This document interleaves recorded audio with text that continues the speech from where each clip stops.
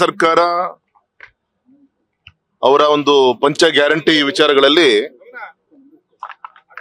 ಕೆಲವು ನ್ಯೂನತೆಗಳನ್ನ ನೋಡಿಕೊಂಡು ಮತ್ತೆ ರೀ ಅಪ್ಲಿಕೇಶನ್ ಕಾಲ್ ಮಾಡುವಂತ ದಿಕ್ಕಿನಲ್ಲಿ ಸ್ಟೇಟ್ಮೆಂಟ್ ಅನ್ನ ಗೌರವಾನ್ವಿತ ಮುಖ್ಯಮಂತ್ರಿಗಳು ನಾವು ನೋಡಿದ್ವಿ. ನಾ ಸರ್ಕಾರಕ್ಕೆ ಇಷ್ಟು ಮಾತ್ರ ಕೇಳಕ್ ಇಚ್ಛೆ ಪಡ್ತೇನೆ. ಈ 3.5 ವರ್ಷ ದಾಖಲೆ ಇಲ್ದಂತ ಸತ್ತುವಂತವರ ಸುಮಾರು 1.1 ಲಕ್ಷ ಹೆಣ್ಮಕ್ಳ ಹೆಸರಲ್ಲಿ ಆ ಗೃಹಲಕ್ಷ್ಮಿ ದುರುಪಯೋಗ ಆಗಿದೆಯಲ್ಲ, ಅದ್ರ ಬಗ್ಗೆ ತನಿಖೆ ಮಾಡಿಸ್ತೀರಾ? ಮತ್ತೆ ನೀವೇನು ಆಶ್ವಾಸನೆ ಕೊಟ್ಟಿದ್ದೀರಿ ಪಂಚ ಗ್ಯಾರಂಟಿ ಪ್ರತಿಯೊಬ್ಬ ವ್ಯಕ್ತಿ ಕೊಡ್ತೀವಿ ಅಂತ ಹೇಳಿದ್ರಲ್ಲ, ಸುಮಾರು 20% 25% ಜನರಿಗೆ ಮಾತ್ರ ತಲುಪ್ತಾ ಇದೆ. ಉದಾಹರಣೆಗೆ ಯುವ ನಿಧಿ, ನಮ್ ಟೋಟಲ್ ನಮ್ ಗ್ರಾಜುಯೇಟ್ ಆದಂತ ಯೂತ್ಸ್ ಅನ್ನ ಲೆಕ್ಕ ತೆಗೆದುಕೊಂಡು ಓನ್ಲಿ 20-22% ಮಾತ್ರ ತಲುಪ್ತಾ ಇದೆ. ಹಾಗಾಗಿ ಈ ವಿಚಾರದಲ್ಲಿ ಜೊತೆಗೆ ತನಿಖೆನ ಮಾಡಿ ಪರಿಶೀಲನೆ ಮಾಡಿ ಎಲ್ಲರೂ ಕೂಡ ಸಿಗುವಂತ ಪ್ರಯತ್ನ ಮಾಡಿದ್ರೆ ಜನರಿಗೆ ನ್ಯಾಯ ಕೊಟ್ಟಂಗ ಆಗತ್ತೆ. ಹಾಗಾಗಿ ಕೇವಲ ನಿಮ್ದು ಪೊಲಿಟಿಕಲ್ ಸ್ಟೇಟ್ಮೆಂಟ್ ಅಲ್ಲೇ ಈ 3.5 ವರ್ಷ ಕಳೆದಾಯ್ತು. ಸಂಪೂರ್ಣವಾಗಿ ಎಲ್ರಿಗೂ ಸಿಗುವಂತ ರೀತಿಯಲ್ಲಿ ಹೋಮ್ವರ್ಕ್ ಮಾಡಿ ಮತ್ತೆ ಭ್ರಷ್ಟಾಚಾರ ಏನಾಗಿದೆ ಅದ್ರ ಬಗ್ಗೆ ತನಿಖೆನೂ ಕೂಡ ಮಾಡಿ ಯಾರದಕ್ಕೆ ತಪ್ಪಿತಸ್ಥರಾಗಿದ್ದಾರೆ ಅವ್ರ ಮೇಲೆ ಶಿಕ್ಷೆ ಒಳಪಡಿಸೋದು ಕೂಡ ಸರ್ಕಾರದ ಕರ್ತವ್ಯ. ಅದ್ರ ಬಗ್ಗೆ ಮಾತಾಡ್ತಾ ಇಲ್ಲ ಇವ್ರು ಯಾರು ಕೂಡ.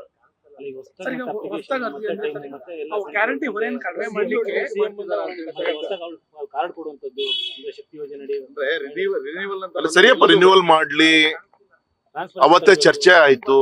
ಈಗ ಅವರಿಗೆ ಜ್ಞಾನೋದಯ ಆಗಿದೆ ಅನ್ಸುತ್ತೆ. ಇವರಿಗೆ ಅವ್ರಿಗೆ ಯೋಜನೆಯನ್ನ ಜಾರಿ ತರಬೇಕಾದಾಗ ಎಲ್ಲದೂ ಕೂಡ ಯೋಚನೆ ಮಾಡ್ಬೇಕಾಯ್ತು. ಈಗ ಡಿಫಿಸಿಟ್ ಬಜೆಟ್ ಆದ್ಮೇಲೆ ಈಗ ಈ ರೀತಿ ಅಂತ ಒಂದು ಚಿಂತನೆಗಳು ಏನ್ ಮಾಡ್ತಿದ್ದಾರೆ, ಹೀಗೆ ಒಟ್ಟು ದಿನಗಳು ಕಳೀತಾ ಇದ್ದಾರೆ. ಏನೋ ಒಂದು ಬದಲಾವಣೆಯನ್ನ ಈ ಒಂದು ವರ್ಷದಲ್ಲಾದ್ರೂ ಕೂಡ ಡಿ ಕೆ ಸಾಹೇಬ್ರ ನೇತೃತ್ವದಲ್ಲಿ ನೋಡ್ಬೋದು ಅಂತ ನಾವೆಲ್ಲರೂ ಕೂಡ ನಿರೀಕ್ಷೆ ಇಟ್ಕೊಂಡಿದ್ದಾರೆ. ಯಾಕಂದ್ರೆ ಸ್ಟಾರ್ಟಿಂಗ್ ಇಂದಾನೆ ಅವ್ರ ಆದ್ಯತೆ ಬೆಂಗಳೂರಿನಲ್ಲಿ ಕಸ ವಿಲೇವಾರಿ ಮಾಡ್ಲಿಕ್ಕೆ ಸುಮಾರು 30 ವರ್ಷದ ಟೆಂಡರ್.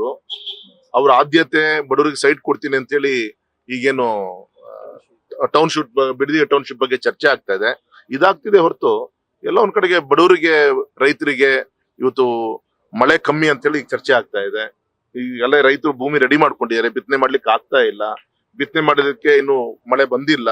ಈ ತರ ಗ್ರಾಮೀಣ ಪ್ರದೇಶದ ಸಮಸ್ಯೆಗಳು, ರೈತರ ಬಗ್ಗೆ ಸಮಸ್ಯೆ ಬಗ್ಗೆ ಒಂಚೂರು ಅವ್ರ ಗಮನವನ್ನು ಕೊಡ್ತಾರೆ. ಇವ್ರ ಆದ್ಯತೆನೆ ಮೇಜರ್ ದೊಡ್ಡ ಟೆಂಡರ್ಗಳೇ ದಿಕ್ಕಲ್ಲಿ ಗಮನವನ್ನು ಕೊಡ್ತೇವೆ ಅಂತ ಎಲ್ಲ ಒಂದ್ ಕಡೆ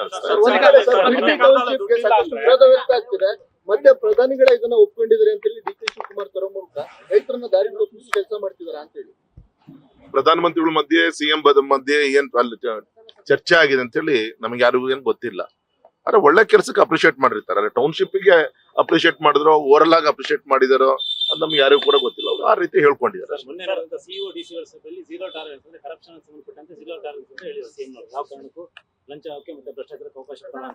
ಗೌರವಾನ್ವಿತ ಸಿದ್ದರಾಮಯ್ಯ ಸಾಹೇಬರು ಕೂಡ ಅಧಿಕಾರ ವಹಿಸ್ಕೊಂಡಾಗ ಇದೇ ಮಾತು ಇದೇ ಮೀಟಿಂಗ್ ಅನ್ನ ಮಾಡಿದ್ರು.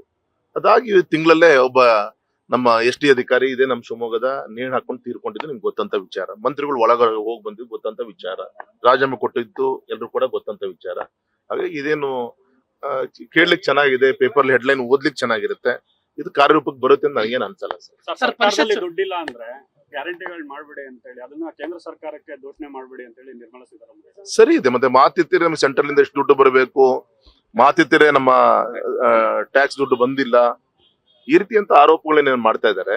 ನಿಮ್ ಡಿಫಿಷಿಯಟ್ ನಿಮಗೆ ಸಮಸ್ಯೆಗಳು ಅದು ನಿಮ್ಮ ಕಾರ್ಯಕ್ರಮಗಳಿಂದ ಆಗಿದೆ ಹೊರತು ಮಾತಿತ್ತರೆ ಕೇಂದ್ರ ಸರ್ಕಾರ ಕಡೆ ಬೆರಳು ತೋರಿಸಬಾರ್ದು ಅನ್ನೋದು ಮೊನ್ನೆ ಫೈನಾನ್ಷಿಯಲ್ ಮಿನಿಸ್ಟರ್ ಬೆಂಗಳೂರಿಗೆ ಬಂದು ಅವ್ರು ಹೇಳಿಕೆ ಕೊಟ್ಟಿದ್ದಾರೆ. ಪರಿಷತ್ ಚುನಾವಣೆ ನೋಡೋಣ, ವೇಟ್ ಅಂಡ್ ಸಿ ನೋಡೋಣ. ಇವಂತೂ ನೀವು ನೋಡ್ತಾ ಇರಲಿಲ್ಲ ವೆಸ್ಟ್ ಬೆಂಗಾಲ್ ಅಲ್ಲಿ ಆದಂತ ಬದಲಾವಣೆ ನೋಡ್ತಾ ಇದ್ದೀರಿ. ಕೇಂದ್ರದ ಪರವಾಗಿ ಒಬ್ಬ ಗ್ರಾಮ ಪಂಚಾಯತ್ ಸದಸ್ಯರು ಕೂಡ ಈ ಕಡೆ ತರೋದು ಕಷ್ಟ. ಇಂಥ ಟೈಮಲ್ಲಿ ವಾಲಂಟಿಯರ್ ಆಗಿ ವೆಸ್ಟ್ ಬೆಂಗಾಲ್ ಅಲ್ಲಿ 22 ಜನ MP ಗಳು ನಿನ್ನೆ ರೆಸ್ಪೆಕ್ಟೆಡ್ ಸ್ಪೀಕರ್ ಹೋಗಿ ಮನವಿ ಮಾಡ್ತಾರೆ. ಸಪರೇಟ್ ಆಗಿ NDA ಮೋದಿಜಿ ಅವರ ನೇತೃತ್ವ ಸರ್ಕಾರಕ್ಕೆ ಬೆಂಬಲ ಕೊಡ್ತೀವಿ ಅಂತ ಹೇಳಿದ್ರೆ ಈ ಸಂದರ್ಭದಲ್ಲಿ ತಮ್ಮ ಮುಖಾಂತರ ನಾನು ಅಭಿನಂದನೆ ನಾನು ಇಚ್ಛೆ ಪಡ್ತೇನೆ. ನೋಡಿ, ರೆಸಾರ್ಟ್ ರಾಜಕಾರಣ ಏನು ಅವಶ್ಯಕತೆ ಇಲ್ಲ. ಪಾಪ ಈಗ ಹೈಕಮಾಂಡೇ ಪಾಪ ಅವ್ರನ್ನ ಮುಖ್ಯಮಂತ್ರಿ ಮಾಡಾಗಿದೆ. ಮತ್ತೆ ಈ ಸಣ್ಣ ಪುಟ್ಟ ವಿಚಾರದಲ್ಲಿ ಪಾಪ ಅವ್ರನ್ನ ಕೂಡ ಹಾಕೋಣಕ್ಕಿಂತ ಅವ್ರವ್ರ ಶಾಸಕರ ಬಗ್ಗೆ ನಾವಾಗ್ಲಿ ಅವರಾಗ್ಲಿ ವಿಶ್ವಾಸ ಇಡ್ಬೇಕು ಅಂತ ನಾನು ವಿನಂತಿಯನ್ನ ಮಾಡ್ಕೊಂತೀನಿ. ಸರ್, ನಾನು ಕೂಡ ಕ್ರಾಸ್ ವೆರಿಫೈ ಮಾಡಿದೆ. ಈ ತಿಂಗಳಲ್ಲಿ ಜೂನ್ ಅಲ್ಲಿ ಜುಲೈಯಲ್ಲಿ ಏನೇನ್ ಬರ್ಬೇಕು ಗೊಬ್ಬರ ಫರ್ಟಿಲೈಸರ್ ನಮ್ ರಾಜ್ಯಕ್ಕೆ ಏನ್ ಬರ್ಬೇಕು ಬರ್ತಾ ಇದೆ ಸರ್. ಎಲ್ಲೋ ಒಂದ್ ಕಡೆಗೆ ಆರ್ಟಿಫಿಷಿಯಲ್ ಸ್ಕೇರ್ಸಿಟಿ ಇದ್ ಮಾಡ್ಲಿಕ್ಕೋಸ್ಕರ ಒಂದು ಸರ್ಕಾರ ಬಿಗಿ ಮಾಡಿದೆ. ಯೂರಿಯಾ ಪರ್ ಎಕರ್ 1 ಚೀಲ ಅಂತ ಹೇಳಿ ಮಾಡಿದ್ದಾರೆ. ಇನ್ನು ಉಳಿದಿದ್ದ ಗೊಬ್ಬರಕ್ಕೆ ಅದಕ್ಕೇನು ಕೊರತೆ ಏನಿಲ್ಲ.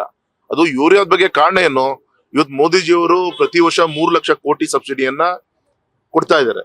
ನಾವು ಕೊಡ್ತಾ ಇರೋದು ಕೇವಲ 20% ಮಾತ್ರ ರೈತರಿಗೆ ಕೊಡ್ತಾ ಇದ್ದೀವಿ. ಇನ್ನು ಉಳಿದದ್ದು ಪೂರ್ತಿ ಹಣವನ್ನ ಸರ್ಕಾರನೇ ಬೇರ್ ಮಾಡ್ತಾ ಇದೆ. ಹಾಗಾಗಿ ಈ ಸಂದರ್ಭದಲ್ಲಿ ಯೂರಿಯಾ ಅದು ಇಂಡಸ್ಟ್ರಿಗೂ ಕೂಡ ಬೇಕಾದಂತ ಒಂದು ಪದಾರ್ಥ ಅದು ಯೂರಿಯಾ ಗೊಬ್ಬರ. ಎಲ್ಲ ಒಂದ್ ಕಡೆಗೆ ಕಾಳಸಂತೆಲ್ಲ ಅದು ಮೋಸ ಆಗ್ಬಾರ್ದು ಅಂತೇಳಿ ಅದೊಂದು ಬಿಗಿ ಮಾಡಿದ್ದಾರೆ. ಎಲ್ಲ ಒಂದ್ ಕಡೆಗೆ ಕಾಣದ ಕೈಗಳು ಆರ್ಟಿಫಿಷಿಯಲ್ ಸ್ಕೇರ್ಸಿಟಿ ಮಾಡಿ ರೈತರಿಗೆ ತೊಂದರೆ ಮಾಡುವಂತ ಕೆಲಸಗಳು ಆಗ್ತಿದೆ ಅಂತ ಎಲ್ಲ ಅನಿಸ್ತಾ ಇದೆ. ರಾಜ್ಯ ಸರ್ಕಾರ ಒಂದು ಸೂಕ್ತವಾದಂತ ತನಿಖೆ ಮಾಡಿ ಬಿಗಿ ಮಾಡಬೇಕು ಅಂತ ನಾನು ಒತ್ತಾಯನೂ ಕೂಡ ಮಾಡ್ತೀನಿ ಸರ್. 100% ಯಾಕೆಂದ್ರೆ ತುಂಬಾ ಒಳ್ಳೆ ಕೆಲಸ ಮಾಡಿದ್ದಾರೆ. ಒಬ್ಬ ಯಂಗ್ ಅಂಡ್ ಎನರ್ಜೆಟಿಕ್ ಆಗಿ ಸಾಕಷ್ಟು ಅವರೆಲ್ಲ ಕೇಳಿ ಎಷ್ಟು ಕಿಲೋಮೀಟರ್ ಪ್ರವಾಸ ಮಾಡಿದ್ದಾರೆ, ಎಷ್ಟು ಸಭೆಗಳನ್ನ ಮಾಡಿದ್ದಾರೆ, ಹಳೆ ತುಂಬಾ ಒಳ್ಳೆ ರೀತಿಯಂತ ಕೆಲಸ ಮಾಡಿದ್ದಾರೆ. ನನ್ಗೆಲ್ಲ ಒಂದ್ ಕಡೆ ವಿಶ್ವಾಸ ಇದೆ ಅವರ ನಾಯಕತ್ವದಲ್ಲಿ ಮುಂದೂ ಕೂಡ ರಾಜ್ಯದಲ್ಲಿ ಸಂಘಟನೆ ಕಟ್ಟುವಂತ ಕೆಲಸ ಆಗ್ಬೋದು. ಮತ್ತೆ ಹೈಕಮಾಂಡ್ ತೀರ್ಮಾನ ತೆಗೆದುಕೊಳ್ಳದೆ. ರಾಜ್ಯ ಉಸ್ತುವಾರಿ ಅವರು ಉಚ್ಚಾಟಿತ ಬಿಜೆಪಿ ನಾಯಕರು ಇಲ್ಲ, ಆ ರೀತಿ ಪಾಪ ರಾಧಾಮೋಹನ್ ಎಲ್ಲೂ ಕೂಡ ಹೇಳಿಲ್ಲ.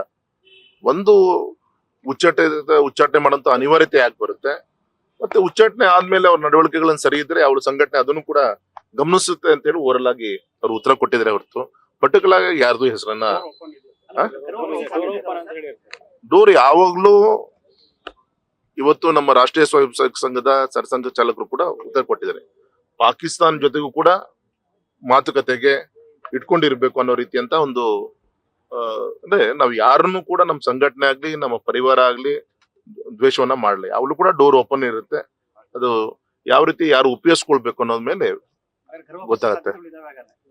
ಹೈಕಮಾಂಡ್ ತೀರ್ಮಾನ ತೆಗೆದುಕೊಳ್ತಾರೆ. ಯಾಕಂದ್ರೆ ಅವರೇ ತೀರ್ಮಾನ ತಗೊಂಡಿರೋದು.